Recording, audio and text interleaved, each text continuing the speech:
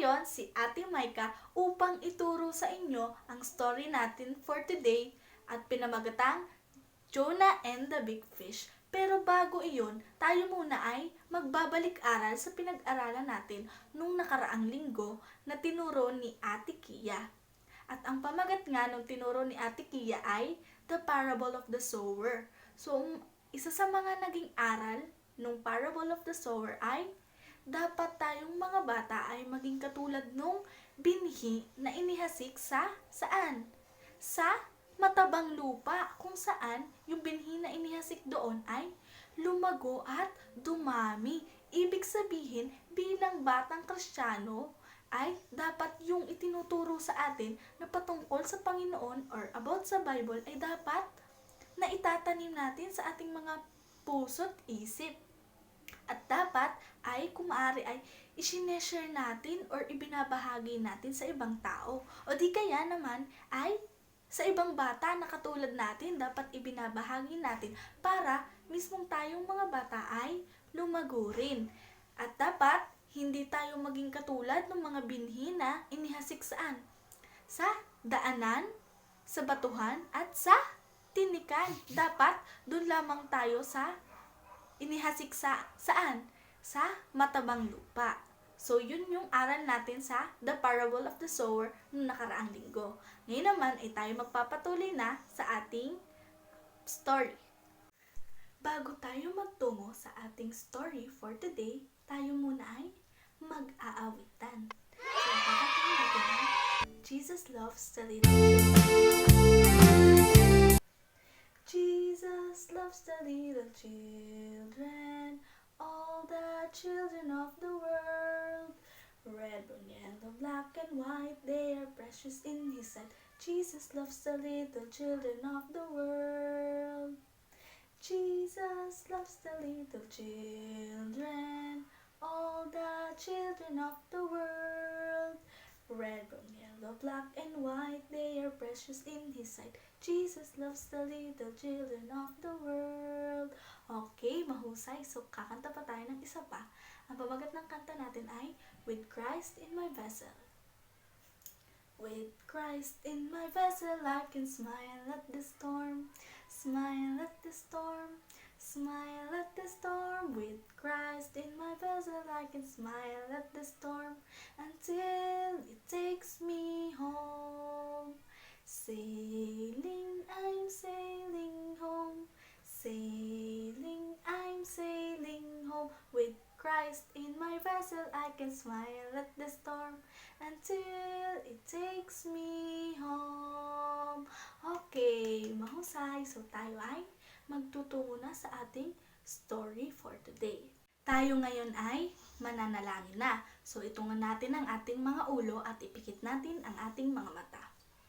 Panginoon, maraming salamat po, Panginoon, sa araw to na binigay niyo sa amin, sa buhay, sa kalakasan, sa pag-iingat niyo po, Panginoon, sa amin. Maraming salamat po, Panginoon, sa pribilehiyo na ito na ibinigay niyo po sa akin upang magturo po, Panginoon, sa mga bata online. Lord, dumadalangin po, Panginoon, ako sa mga batang nakikinig. Nawa, Panginoon, ay itatanim niyo po itong pag-aaralan namin sa puso't isip nila. And nawa, Lord, paglaki nila ay magamit nila ito, Panginoon, tunay na mas lumago, Panginoon, ang pagkakakilala nila sa inyo.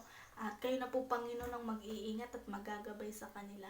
Nawa, Lord, ay bibigay niyo po, Panginoon, ang buong atensyon nila sa aming pag-aaralan. At kayo na po, Panginoon, ang kikilos sa amin sa umagang ito. Sa inyo po, Panginoon, ang mataas na papulit pa sa salamat.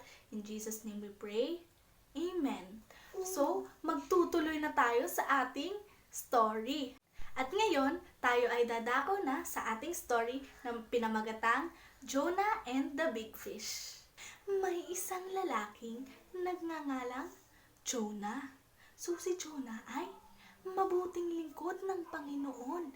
Kaya naman, siya ay inutusan ng Panginoon na pumunta sa Nineveh. Ang lugar ng Nineveh ay maraming masasamang tao. Marami silang ginagawang mga kasalanan sa harap ng Panginoon. Kaya naman, inutusan ng Panginoon itong bida ng ating istorya na nagngangalang Jonah. Tama, si Jonah ay galit sa mga taga Nineveh Kaya naman, ayaw niyang pumunta doon. Kahit na sinabi sa kanya ng Panginoon na siya ay pumunta sa Nineveh sapagkat para sabihin sa kanila na kung hindi sila magbabago at hindi nila tatalikuran ang kanilang mga kasalanan ay parurusahan sila ng Panginoon pagtapos ng 40 araw. Pero si Jonah nga, dahil galit siya sa mga taga Nineveh, tumakas siya sa Panginoon. Hindi niya sinunod ang bilin ng Panginoon. Kaya naman, siya ay pumunta sa dagat. At doon sa dagat, siya ay nakatagpo ng barko na papaalis. Kaya naman, siya ay sumakay sa barko at nagbayad ng pamasahe sa kapitan ng barko. At doon siya ay pumwesto sa pinakababang bahagi ng barko. At habang naglalayag ang barko ay biglang bumagyo. Tama, bumagyo. Kaya naman, nagpanik yung mga kasamahan ni Jonah. At ang ginawa nila, itinapon nila lahat ng mga mabibigat na gamit, yung mga hindi nila kailangan, at itinapon nila sa dagat. At yung kapitan ng barko ay nagpunta kay Jonah. Si Jonah ay mahimbing na natutulog. At ginising nga ng kapitan ng barko si Jonah. Sinabihan niya si Jonah na manalangin sa kanyang pinaniniwalaang Diyos. At pagkagising ni Jonah ay sinabi niya, inamin niya na sa kapitan ng barko na siya ang may dahilan kung bakit nagkaroon ng bagyo. Dahil siya ay tumakas nga sa Panginoon. At siya ay naniniwala sa totoong Diyos. Yun ang sinabi niya. At iminungkahi din niya sa kapitan ng barko na ihagis na lamang daw siya sa dagat upang hindi na sila madamay. Pero hindi ginawa yun ng kapitan. Bagkus ay nagpatuloy sila sa pagtatapon ng mga mabibigat na gamit doon sa dagat. At habang tumatagal ay lalong lumalakas ang alin? Ang bagyo, tama. Lalong lumakas ang bagyo, kaya naman napilitan na sila na itapon si Jonah sa dagat. At doon ay nilunok ng isang malaking isda si Jonah. At namangha sila sapagkat biglang kumalma ang bagyo, nawala ang bagyo. At doon sila naniwala, at yung mga kasamahan ni Jonah, naniwala na sila sa Panginoon ni Jonah. At doon nga ay pinadala ng Panginoon yung malaking isda sapagkat ayaw ng Panginoon na malulunod si Jonah, kaya niya ito pinadala. At doon si Jonah nanalagi sa tiyan ng malaking isda. At doon siya ay nanalangin sa Panginoon. Humingi siya ng tawad sa Panginoon para sa ginawa niyang pagtakas. At doon ay humingi siya ng tawad sa Panginoon at nanatili siya sa tiyan ng malaking isda sa loob ng 3 araw at 3 gabi. Ilan na ulit? 3 araw at 3 gabi, tama. At pagtapos ng 3 araw at 3 gabi ay iniluwana ng malaking isda si Jonah sa lupa. At doon ay muling inutusan ng Panginoon na pumunta si Jonah sa Nineveh. At doon nga siya ay sumunod na sa pagkakataong iyon. At nung siya ay nasa Nineveh, doon nga ipinangaral sa mga taga Nineveh. Sinabi niya na kayo ay magbago na. Sabi ng Panginoon, kayo ay tumalikod na sa inyong mga ginagawang masasama at mga kasalanan. Sapagkat kung hindi ay parurusahan kayo ng Panginoon pagtapos ng 40 araw. At ang balita tungkol kay Jonah ay nakaabot maging sa hari. At sinabi ng hari sa mga taga Nineveh na makinig nga daw kay Jonah.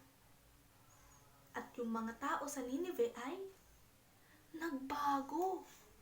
At ginawa nila yung pinagpipili ni Jonah na sinabi ng Panginoon na talikuran na ang mga masasamang mga bagay, mga kasalanan nila. At doon nga ay tumalikod na ang mga taga Nineveh sa kanilang mga kasalanan.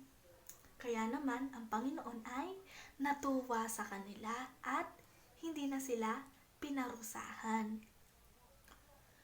Pero, si Jonah ay galit pa rin siya sa mga taga Ninive. Kasi nga gusto niya na maparusahan na lamang ang mga ito. At nung siya ay naglalakbay na pauwi, nakita ng Panginoon na yung nararamdaman ni Jonah na galit pa rin siya sa mga taga Ninive. Si Jonah ay umakyat sa bundok at nagmukmuk doon. Kaya nakita siya ng Panginoon at kinausap siya. Sinabihan siya ng Panginoon at ipinaunawa niya na lahat ng tao ay mahal niya at mas gugustuhin niya na huwag parusahan ng mga ito kung maaari. At mas gusto ng Panginoon na makita na yung mga masasamang tao o makakasalanang tao ay magbago at magbalik loob sa Kanya. At ang lesson ng ating story ay napakabuti ng Panginoon sapagkat nagbibigay siya ng pangalawang pagkakataon. At ang una nga niyang binigyan ng pangalawang pagkakataon ay si Jonah. Dahil, di ba nung unang pagkakataon na binigay sa kanya ng Panginoon ay tinakasan niya ito. Pero, noong may mga nangyari sa kanya ay sumunod na siya sa Panginoon. At doon nga siya sumunod sa Panginoon sa pangalawang pagkakataon na binigay ng Diyos. Kaya ang pangalawang binigyan niya ng pagkakataon ay ang mga taga Ninive. Dahil 'di ba, dapat parurusahan na sila ng Panginoon dahil sa mga masasama nilang ginagawa at mga kasalanan nila sa harap ng Panginoon. Pero napakabuti pa rin ng Panginoon dahil binigyan niya ng pagkakataon ng mga ito na magbago at bumalik sa Kanya. At dapat, tayong mga bata ay susunod tayo palagi sa Panginoon para hindi tayo mapapahamak at hindi magagalit sa atin ang Panginoon. Gaya na lamang ng ating mga magulang, kapag may inuutos sila o may pinapagawa sila sa atin, dapat susunod tayo para hindi tayo mapapahamak at hindi sila magalit sa atin. So, doon lamang nagtatapos ang story of Jonah and the Big Fish. Maraming salamat mga bata sa pakikinig nyo kay Ate Maika at sana may natutunan kayo patungkol sa buhay ni Jonah. At sana next week ay muli kayong manunood at makikinig sapagkat may bago tayong guro na mapapanood. At yun lamang, maraming salamat.